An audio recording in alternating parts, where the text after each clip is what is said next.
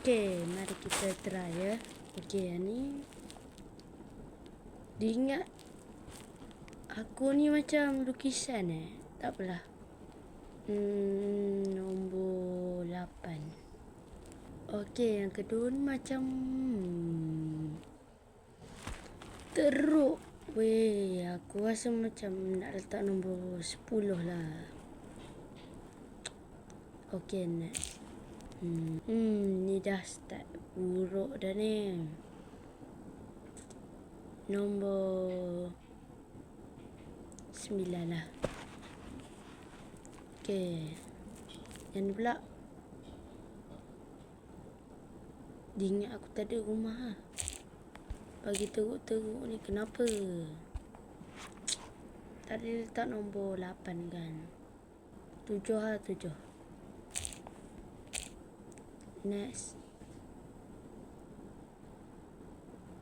Ni mewah jugalah. Nombor 3 lah. 3. Next. Sis lah. Nak letak nombor apa ni? Tadi 3 kan. Okay, ni 2 lah. Next. Ush.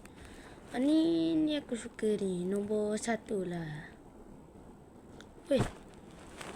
Yang ni lagi teruk ni. Tak teruk lah tapi aku tak suka tu. Aku rasa ni asrama. 6. Oh, dia ingat aku Minecraft Nombor 5 lah.